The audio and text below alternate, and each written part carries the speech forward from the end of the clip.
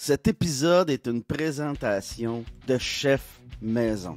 Chef Maison, le meilleur traiteur, ça arrive sud de Montréal. Peu importe ta situation familiale ou ton besoin, ben Roger, le propriétaire, a un format pour toi. T'en veux-tu des choix? Familial 5 jours, monoparental 5 jours, individuel 5 jours, format grande famille.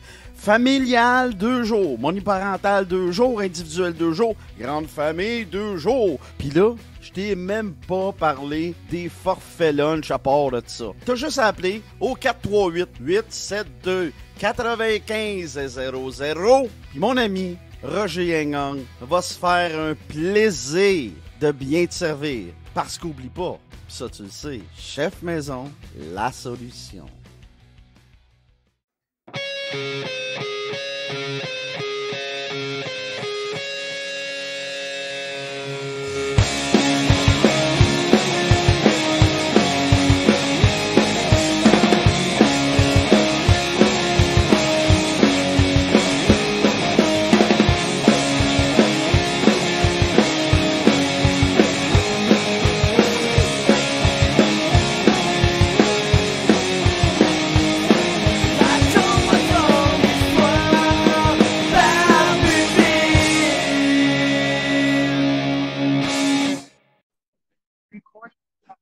Hey, t'es là, toi! Bienvenue dans la Josette du Barbu, épisode 370. Aujourd'hui, on perd pas de temps. On commence ça avec l'ami Francis, mais avant tout, il faut que je te demande, t'as-tu fait ton lit un matin? T'as-tu fait ton lit comme David Goggin, comme Joe Rogan, comme Vitaly Klitschko, comme Jean-Yves Lavoie, comme Simon Chartrand, comme Barbu de Ville? Ben, tu sais pourquoi, hein? Faire son lit, c'est la première réussite de sa journée. Puis là, je suppose, Frank, que t'as pas fait ton lit un matin. Ah, non, tu sous-estimes.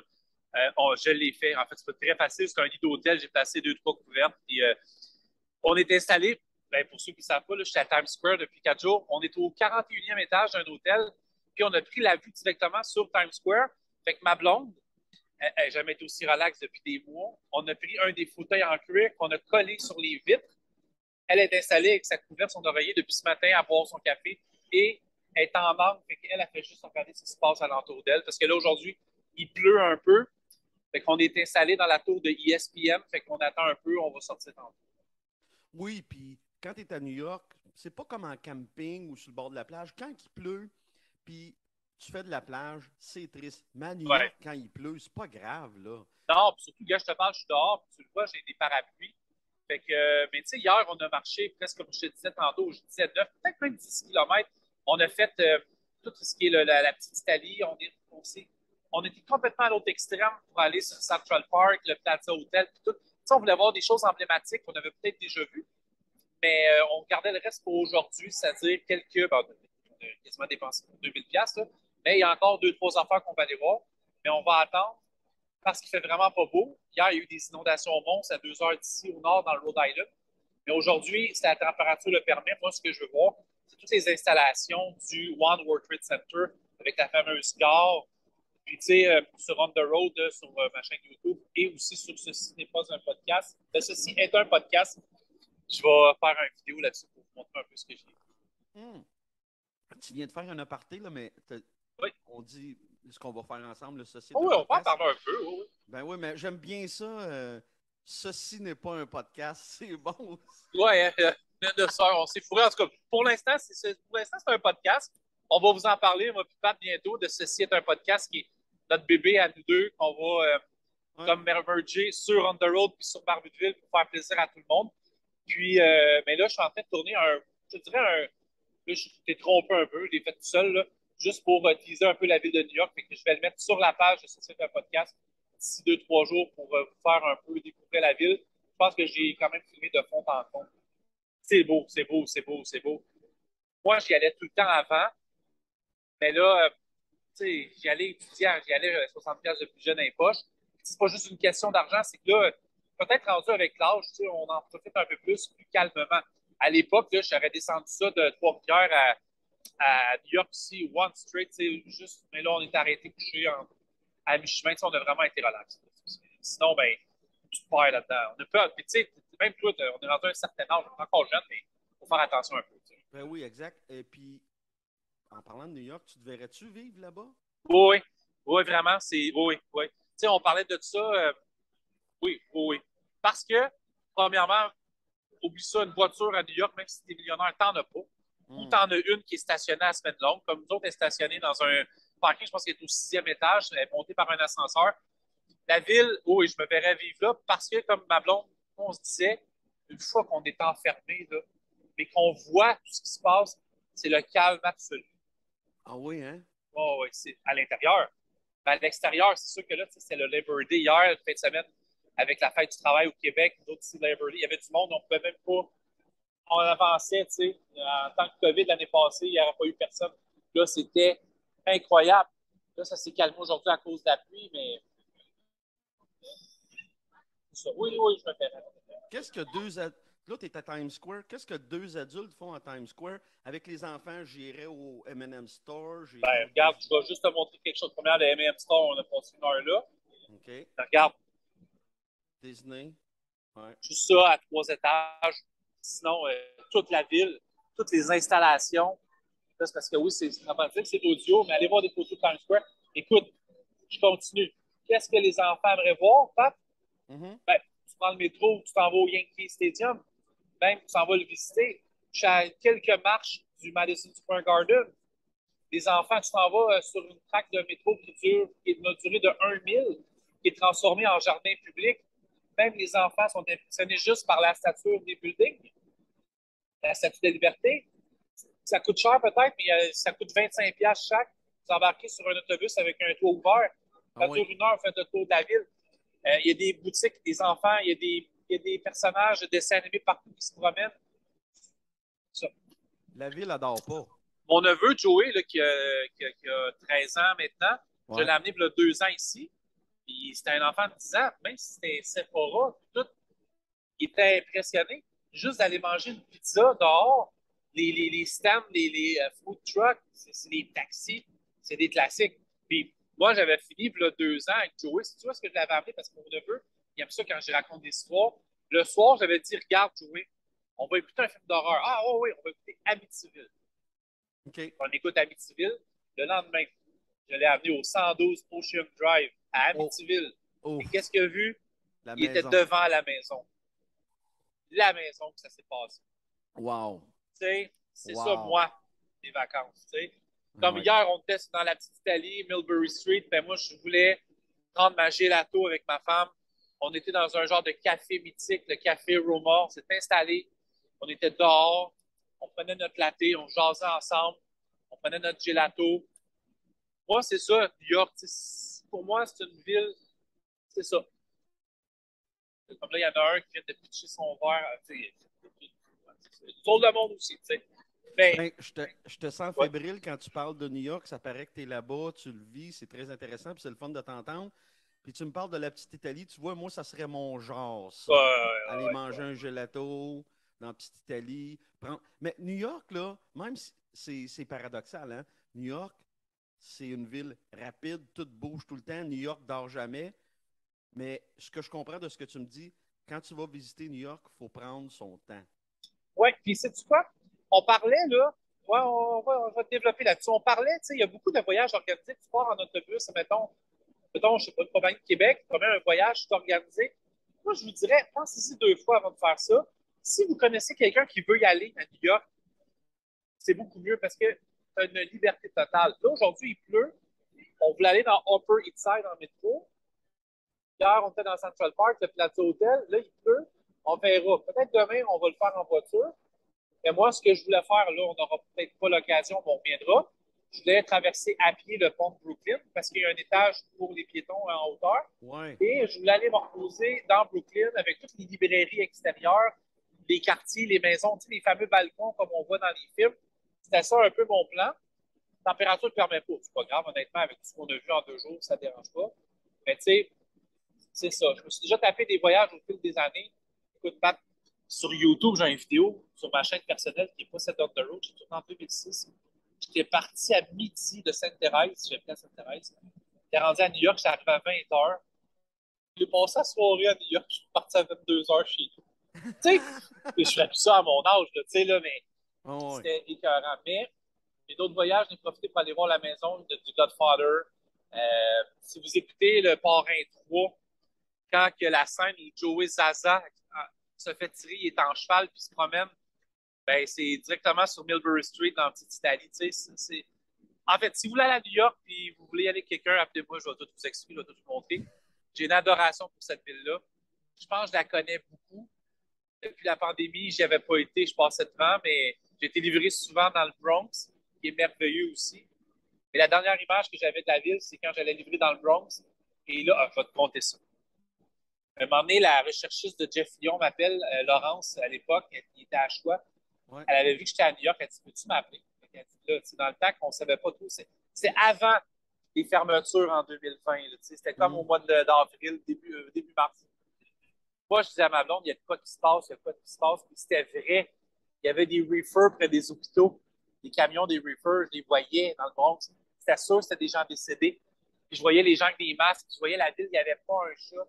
J'ai vécu ça, puis je n'avais pas retourné depuis que la ville s'était éteinte pour quelques mois. Tu sais. Ce qui m'avait marqué aussi, j'avais été comme 3 semaines après à Vegas pour une livraison, il fallait que je couche à l'hôtel. J'avais vu Vegas en lockdown. Tu sais. Wow. Fait qu'aujourd'hui, depuis 3 jours, j'ai retrouvé la Big Apple comme elle était avant. Le New York que t'aimes. T'as retrouvé le New York que t'aimes. Puis, sais-tu pourquoi j'aime New York? Non. Parce que moi, j'ai toujours été un amoureux de cinéma, puis on en parlera dans Ceci est un podcast, ça. J'ai toujours été un amoureux de cinéma et des films qui étaient tournés à New York. Et bon, c'est sûr que son image est très ternie avec plusieurs scandales, mais moi, je suis un grand amateur et j'ai pas mal arrêté de les écouter, malheureusement, des films de Woody Allen. Mm-hmm. Qu'on passe de Annie Hall, Manhattan, Murder, Mystery, tous ces films. Woody Allen, ces films étaient tournés uniquement à New York, en couleur, en noir et blanc. C'est à cause de tous les films de Woody Allen que je suis tombé en amour avec la ville de New York et le cinéma des années 80. Ah, y en a-tu eu, hein, des films à New York Incroyable. des années Et, 80? ouais, et la série NIPD Blue. Je vais t'en donner un paquet, c'est à cause de ça. Ah oui, c'est vrai, NIPD Blue, oui, j'avais oublié ça, t'as raison. Moi, Et, là, tu me oui, parlais du pont de Brooklyn. Combien ouais, ça coûte de traverser le pont de Brooklyn, rien, là, maintenant? rien, rien. Ça coûte rien? Non, non, c'est un pont pour traverser. Non, non, ça coûte rien. Ah, ok, ok. Je pensais. Ah, Ouais. c'est peut-être que je me trompe avec Long Island, il y a un pont. Peut-être, ouais, ouais. Ben, à pied, c'est pas supposé. Ben, je sais que le pont de Brooklyn, ça coûte rien, là. Ok. Puis, je peux-tu te dire quelque chose? Oui. Ah, ciao. J'aurais aimé ça que tu me dises non. OK, bye. Non, non. Sur Netflix, il y a une série, puis j'ai plus le titre, mais allez voir, c'est sur Richard Cottingham. C'est le tueur de Times Square. Rudy Giuliani, qui a été maire de New York pendant Ouais. des années, dans ses bonnes époques, pas l'époque là où son maquillage tombe dans ses oreilles puis qui se trompe avec Donald Trump tout le temps, mais le Rudy Giuliani, qui était le 11 septembre 2001, qui a été procureur avant Ouais. d'être maire, puis qui a dit, un peu comme Harvey Dent dans Batman, dans Dark Knight, qui décide de faire le ménage du crime. Times Square n'était pas ce que c'était. Times Square, c'était un quartier qui avait que des pip shows, que des cinémas érotiques, que des prostituées à tous les coins de rue. Et allez voir les images d'époque, c'était un trou, Times Square. Ouais, on est loin Comme de New ça, York là. en général. Le Bronx, c'était pas allable. Harlem, c'était pas allable. Times Square, c'était pas allable. Tu n'allais pas visiter New York. Ben non. C'est. Giuliani, ce qu'il a fait, c'est qu'il a dit avec la police à l'époque, quand il était maire, c'est un policier par coin de rue. Puis ce matin, j'ai été sur les statistiques de la ville de New York et sur 8 824 000 habitants, j'ai été voir, bon, par hispanique, par noir, par blanc, par natif, tout le kit, j'ai été voir. Tu trouves qu'il y a de policiers actifs à New York Non. avec toutes les catégories, avec toutes nationalités confondues, couleur de peau? Il y a 36 000 policiers actifs Wow. pour 8 824 000 habitants à New York. Hey, c'est bon, hein? C'est beaucoup, hein? Rajoute 19 000 employés civils. Et là, on parle juste du service de police. 36 000 policiers actifs dans la ville de New York. Et il y a vraiment un policier, 2 policiers, 3 policiers par coin de rue. Et t'en veux-tu de meilleur? Ce sont les gens les plus sympathiques. Ah ben, j'en doute pas pantoute, là. Moi, je suis Ouais, pas comme sûrement que tu connais ce podcast-là qui s'appelle Tu me niaises avec les gars de ouais, cette illégale. ouais, Moi, moi, je suis ils ont une pas dans vision. je suis pas dans fuck de police, au contraire. Il y a beaucoup de gens je peux pas leur en vouloir, mais tu sais, parce que moi, je l'ai vécu, je vivais à l'époque avec, dans une autre vie, je vivais directement sur la rue Molson, rue Beaubien, OK, j'avais le parc Molson en face de moi. Je l'ai vécu l'été, le printemps érable, là. Puis des casseroles à tous les soirs, j'ai vu ça. Puis même moi, j'étais sorti pas mal dehors parce que ma blonde de l'époque était étudiante, puis je comprenais. Mais tu sais, des gens comme, mettons, puis ils sont corrects, les gars, de toute manière, toute l'équipe, il y en a beaucoup, ils ont encore ça sur le cœur, l'été de printemps 2012. Puis je suis obligé de dire des fois qu'avec je vais y aller dans le privé, OK, je vais y aller dans l'anecdote privée. Moi, avant ma première vie, c'était répartiteur 911 dans la police. Et ma colocataire, qui s'appelait Madame X, était la conjointe de Jean, comment il s'appelait, je ne me rappelle même plus. Jean-Loup, Jean-Loup quelque chose, qui a tiré Freddy Villanueva. J'ai vécu de l'intérieur un peu, j'avais vu ça à l'époque, et ça part de là. Ça part de là. Mais il y a quand même un mouvement, une mouvance très importante qui part des États-Unis avec des funds de police qui veulent implanter ça au Québec. Et les gens s'aperçoivent que tu ne peux pas désarmer, mettons, des policiers ou on leur enlever du budget avec ce qui se passe. Mais ils devraient prendre exemple comme une ville comme New York, qui mettent autant de policiers, mais en fait, tiens, on va aller plus loin que ça. Moi, je l'ai vécu, je les ai connus, les polices, la génération qui sont rentrées en 2008-2009, sont rentrés avec le lunettes de soleil d'en face, et on va dire, ça va marcher droit puis manger de la marde.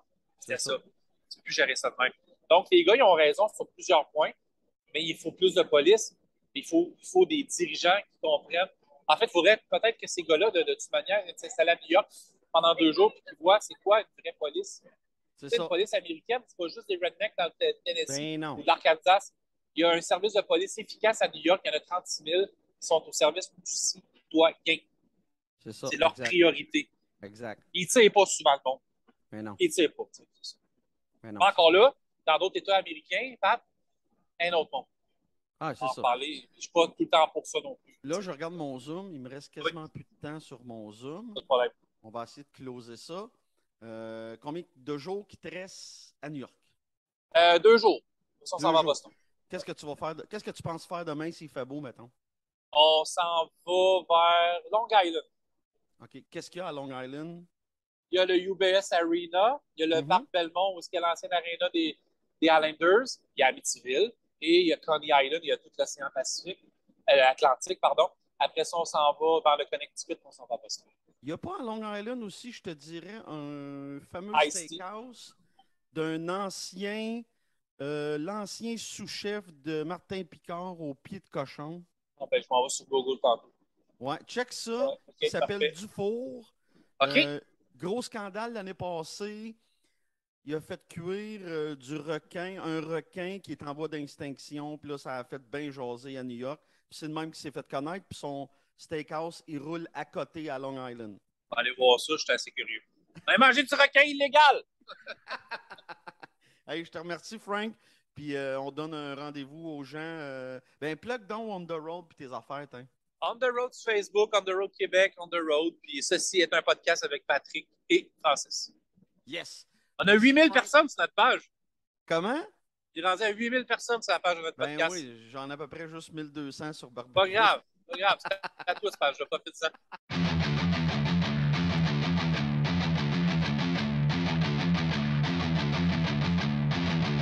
Barbu de ville! Ben oui, la grosse barbe qui raconte des histoires. De retour dans la jasette du Barbu 370 après cet excellent segment de Frank à New York. Passionné, passionnant. En parlant de passionné, passionnant, laisse-moi donc parler du spécial de Charlotte Cardin sur Crave. Charlotte Cardin qui a fait un spécial musical de toute beauté. C'est comme des mini vidéoclips, comme dans le temps de Musique Plus ou Much Music. J'ai bien aimé ça. En fait, c'est son dernier album de Charlotte Cardin. Attends une minute. Charlotte Cardin, c'est Phoenix Experience, I think. Cardin, je te dis ça en anglais. Phoenix Experience, je crois. Ou quelque chose de même. Ah oui, c'est ça. Le spécial, c'est de Phoenix Experience. C'est un très bon spécial. Ça nous rappelle les spécials qu'il y avait à l'époque, que les bands ou les chanteurs-chanteuses faisaient.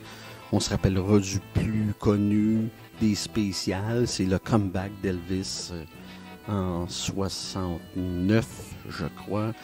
Le comeback special qui avait eu lieu sur... c'était où donc là, Elvis... Là, j'ai pas toute l'info. Comeback... Oh, sur NBC en 68, le Comeback Special, le 3 décembre 1968. Excellent spécial sur NBC, on se souviendra. Donc, ça me rappelait ça, Charlotte Cardin. Ça me rappelait les spéciales qu'il pouvait y avoir avant. Puis je me disais, Colin, en quelque part, il y a quelque chose là d'intéressant, puis ça montre ton artiste d'une autre façon, puis c'est très artistique. Il y a beaucoup de travail en arrière de ce spécial-là, de celui de Charlotte Cardin. Moi, j'ai découvert Charlotte Cardin à travers ma blonde, qui, elle, aime beaucoup sa musique. Et puis, je me suis laissé emporter là-dedans. Puis, j'aime beaucoup ça aussi. C'est un bel univers, très, très, très intéressant. Un peu, à la limite, glauque, des fois, dans son ton de voix, dans sa façon de faire. Mais moi, j'aime bien ça. Si tu me le demandes... Par nostalgie, je te dirais que mon spécial préféré musical, télévisuel, reste celui d'Elvis, le comeback special. C'est purement nostalgique. Mais, je ne l'ai pas vécu en direct, mais là, je peux dire que j'ai vécu celui de Charlotte Cardin, puis, c'est le fun. Puis je trouve que c'est une bonne idée de Crave, d'installer ça. Je ne sais pas si ça va être une façon de faire pour eux éventuellement, mais...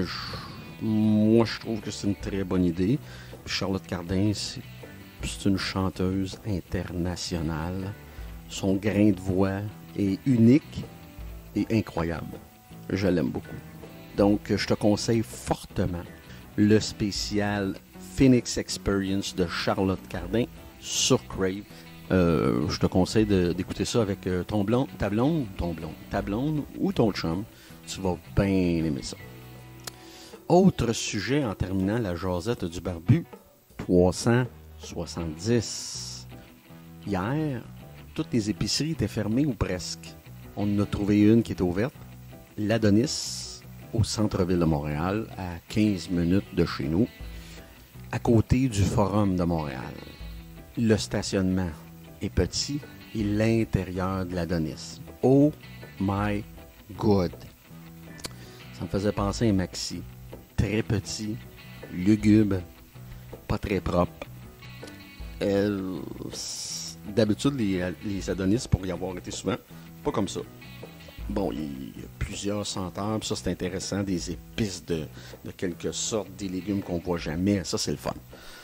Mais là, hier, celui à côté du forum, c'était pas beau. Les planchers étaient pas propres, les allées étaient trop serrées. C'était vraiment pas joli. Puis je comprends pas que les épiciers endurent ça. C'est beaucoup d'argent tenir une épicerie à bout de bras. Là.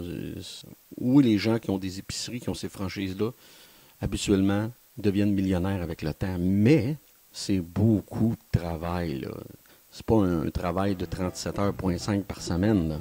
On parle plus que quand t'es propriétaire, c'est un travail de 60, 70 heures, 80 heures par semaine, là, clairement. Puis aujourd'hui, avec le problème du manque d'effectifs, c'est fois deux les problèmes, là, le travail que tu dois accomplir. Donc, je comprends pas que ces épiciers-là, ces gérants-là d'épicerie, qui mettent autant de travail, t'arrives à ce résultat-là. Je vais te dire... ça faisait dur. Ouais. Pour en avoir visité des épiceries, ce Adonis-là faisait dur sur un moyen temps. Bon, est-ce que tu vas dire, t'es piqué? Non, je pense pas. Moi, je m'attends, surtout dans une épicerie. Dans une quincaillerie, ça va moins me déranger. OK? On va se dire les vraies affaires. Mais dans une épicerie, c'est de la bouffe. Je m'attends à une certaine norme. Je m'attends à ce que ça soit pas parfait, mais que ce soit beau, que ça sente bon, qu'il y ait des bonnes odeurs. C'est à ça que je m'attends c'est de la bouffe. Moi, je suis persuadé que la MAPAC passe là, puis ça va grincer des dents. Ben, c'est mon opinion. Je peux me tromper, mais là, je te dis ça de ce Adonis-là. Je mets pas tous les Adonis dans le même tas, c'est pas vrai. Sinon, en général, moi, c'est une épicerie que j'aime beaucoup. J'aime beaucoup faire mon épicerie là, pour plusieurs raisons. Puis d'habitude, les Adonis sont bien tenus, mais pas celui-là. Je trouvais ça important d'en parler pour l'avoir vécu. Sur ce, c'était la jasette du barbu 370. Oublie pas, hein? Je te souhaite le plus beau mardi de ta vie. Hey, non, attends une minute. J'ai un autre sujet. Là, si t'as raccroché, si t'as arrêté l'émission, ben, tu vas manquer le dernier bout. C'est comme un sujet caché, comme dans le temps, là, les CD avec les tunes cachées. Là. À soir, imagine-toi donc, ce soir, c'est la première pratique de mon garçon au hockey à l'Aréna de Saint-Jérôme, la nouvelle Aréna. En fait, on l'appelle tout le temps la nouvelle Aréna. L'Aréna de Rivière-du-Nord. Glace 2, je crois, à 7 heures. Sais-tu comment que ça me rend heureux? Sais-tu comment que ça me remplit de bonheur de pouvoir aller au hockey avec mon garçon? Pour moi, ça, c'est primordial et très important. C'est pour moi l'occasion de vivre un moment père-fils avec Théo. C'est pour moi l'occasion de me rapprocher. C'est pour moi l'occasion de jaser avec lui, de vivre ce qu'il y a à vivre à travers le sport. Le sport, c'est une belle école de vie, je te l'ai répété souvent. Je suis content ce soir, ça recommence. Et puis, moi, la fin de l'été, c'est signe que le hockey recommence. Et puis moi, ça me remplit de bonheur, ça. Ça fait partie des petits bonheurs de la vie pour moi, le hockey. Clairement. Mon gars, c'est pas un joueur élite, là. Il joue dans le C. Mais sais-tu quoi? Il a du plaisir. Il aime ça. Il se développe à travers ça. Il devient meilleur à travers ça. Puis que mon gars soit un joueur de C, là, c'est bien, bien correct. Est-ce qu'il va jouer dans le C cette année? Probablement. Peut-être dans le B? Je ne sais pas. Mais s'il joue dans le C, moi, je vais être bien content pour lui. Ça veut dire qu'il va avoir de la glace, il va avoir de l'espace. Lui, c'est un défenseur défensif. Il aime bien, bien ça, la défensive. C'est plutôt particulier. D'habitude, les jeunes n'aiment pas ça. Là, je sais qu'il a préparé sa poche de hockey. Sa mère m'a dit ça. Il est prêt pour la saison. Puis j'ai bien hâte de me retrouver dans le vestiaire, de l'aider à s'habiller un petit peu. Il est rendu à 12 ans. Là. Il va upgrader sa game là-dessus. Mais là, au début de saison, on va prendre notre temps. Après ça, je vais aller m'installer dans les estrades. Puis je vais aller regarder mon gars performer. Je vais aller regarder mon gars pratiquer. Puis moi, ça me rend bien heureux. Ça fait partie, comme je te dis, des petits plaisirs de la vie. Moi, j'ai pas réponse au bonheur. J'ai pas réponse loin de là. Ben non, encore cette nuit, je me suis réveillé là je pensais à un paquet d'affaires. Puis je paniquais, tu sais. J'ai pas toujours réponse à savoir c'est quoi le bonheur vraiment, tu sais. Mais j'ai l'impression que ces petits moments-là, avec mon gars, les petits moments avec ma fille, comme vendredi, on s'en va à l'Impact, là.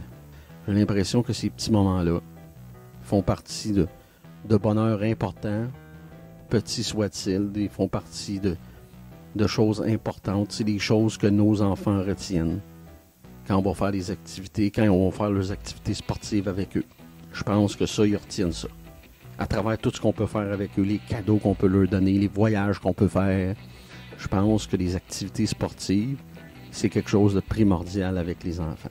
Fait que le prochain coup que ton gars ou ta fille vont jouer au baseball ou au hockey, de la natation, du patin artistique, de l'aérobie, du fitness, de la gymnastique, au lieu de chialer, puis de grogner, puis de prendre ton café et rien dire, ben participe, aide tes enfants. Ils vont être contents, ils vont le voir dans tes yeux. Moi, c'est mon conseil du jour. Je suis pas toujours ça coche, mais là-dessus, j'essaie de faire mon possible. Sur ce, ben, je te souhaite le plus beau mardi de ta vie. Luc Normand, CPA. C'est plus qu'un comptable, c'est un gars de terrain. C'est un représentant financier. Luc Normand, CPA, couvre le Québec, l'Ontario, les Maritimes. C'est un VP virtuel aussi. Financement, subvention, production, vos RH, la paye. C'est simple, Luc Normand, CPA.